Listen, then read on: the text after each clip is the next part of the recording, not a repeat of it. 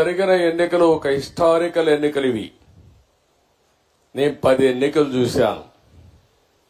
10 ఎన్నికల్లో ఎప్పుడూ జరగని విజయం. ఒక అసెంబ్లీ ఎన్నికల్లో 95,000 మెజారిటీ, మంగళగిరి లాంటి నియోజకవర్గంలో 91,000 మెజారిటీ. నేను ఒకప్పుడు 60,000-50,000 వస్తేనే కుప్పంలో బ్రహ్మాండంగా వచ్చిందనుకునే పరిస్థితి నుంచి ఇప్పుడు 90,000-95,000 మెజారిటీలు వచ్చేసే పరిస్థితికి వచ్చాయి. దీనికి అంతటికి కారణం ఒక్కసారి మీరు ఆలోచించుకుంటే, రాజకీయ విశ్లేషణ చేస్తే 5 సంవత్సరాలు పరిపాలన ఒక పీడ కళ, రాష్ట్రాన్ని పట్టి పీడించి ఎన్ని ఇబ్బందులు కలిగించాలనో ఈ విధంగా కూర్చొని ఆనందంగా మాట్లాడుకున్న రోజు కూడా లేదు. 5 ఏళ్లు ఉందా ఎప్పుడన్నా అడుగుతున్నా. నిద్ర లేస్తే టెన్షన్, ఎప్పుడు ఎవడొస్తాడో మన ఇంటికి తెలియదు. మొన్నటి వరకు మా పోలీసులు గోడ దూకి వచ్చేవాళ్ళు, ఇప్పుడు గోడ దూకే పని ఉండదు. ఇంకెక్కడ అరెస్టుల కోసం ఎందుకు వచ్చారో తెలియదు. పోనీ మీ ఇళ్లకు వస్తే వస్తారు, అది కూడా తప్పే, రాకూడదు. గౌరవంగా బ్రతకాల మనందరం. మా ఇంటికి కూడా ఎప్పుడు వస్తారో తెలియదు వీళ్ళు. అంటే ఎంత భయంకరమైన వాతావరణం అంటే, అంత భయంకరమైన వాతావరణంలో ఒక్కరని కాదు, అధికారులు అట్నే బతికారు, ప్రజలు అట్నే బతికారు, రాజకీయ నాయకులు అట్నే బతికారు. చాలా భయంకరమైన పరిస్థితి. ప్రజాస్వామ్యంలో అంతిమ న్యాయ నిర్ణేతలు ప్రజలే. ఇప్పుడు నాకు అర్థం కావడం లేదు, మీరందరూ కూడా ఓట్లు వేశారు, బ్రహ్మాండంగా వేశారు. ఈ రోజు మిరాకిల్ జరిగిపోవాలి, రాత్రికి రాత్రి అని ఆలోచిస్తున్నారు. మీరందరూ అన్నీ అయిపోవాలనుకుంటున్నారు. నేను నిన్న మొన్న పార్టీ ఆఫీస్కి వెళ్ళాను. పార్టీ ఆఫీస్కి వెళ్తే విపరీతంగా ప్రజలు వచ్చేసే పరిస్థితికి వస్తున్నారు. 5 ఏళ్లు అణగదొక్కారు, ఫ్రస్ట్రేషన్ లో ఉన్నారు. నిజమైన స్వాతంత్రం వచ్చిందని ప్రతి ఒక్కరూ రోడ్డు మీదకి వచ్చే పరిస్థితికి వచ్చారు. ఆ ఉత్సాహంలో నేను మీటింగ్ పోతే, ఆఫీసుకు పోతే వేల మంది వచ్చేస్తామంటే వాళ్ళని ఎట్లా పరామర్శించాలో నాకే అర్థం కాని పరిస్థితి. ఒక పక్క సమస్యలు, ఒక పక్క ఉత్సాహం, రెండూ కలిపిన తర్వాత ఇవన్నీ జరిగే పరిస్థితి వచ్చింది.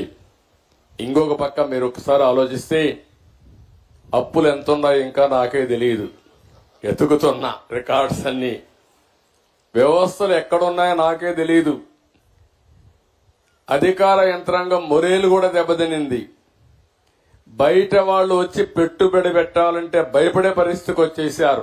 మళ్లీ ఈ దుర్మార్గుడు వస్తే ఏమవుతుందని భయపడిపోయే పరిస్థితికి వచ్చారు.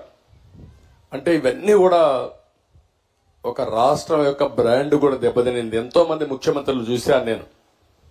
చాలా మంది వచ్చారు, చాలా మంది ఓడిపోయారు, చాలా మంది వెళ్లారు. కానీ ఒక వ్యక్తి ముఖ్యమంత్రిగా పనికి రాడు, అలాంటి వ్యక్తి వచ్చాడని 5 ఏళ్లు నిరూపించిన ఏకైక వ్యక్తి మొన్నటి వరకున్నాడు. పేరు కూడా నేను చెప్పకూడదు, కానీ అలాంటి వ్యక్తి తను. అంటే ఇప్పుడు నేను నిరూపించాలి ఎలాంటి వ్యక్తులు ముఖ్యమంత్రిగా ఉండాలో, దానికి ఆదర్శంగా నేను నిరూపించాల్సిన బాధ్యత నా పైన ఉంది. ఇప్పుడు ఈ 2 కాంట్రడిక్షన్. మొన్నటి వరకు మీరు చూస్తే పరదాలు కట్టేసేవాళ్ళు, ఎక్కడ పోయినా పరదాలు. ఎక్కడన్నా ఒక మురికి కాలం ఉంటే మురికి కాలం కూడా పరదా కట్టేసేవాడు కనపడకుండా. దాస్తే దాగుతుందా? మురికి వాసన రాకుండా ఉంటుందా అని అడుగుతున్నా మిమ్మల్ని.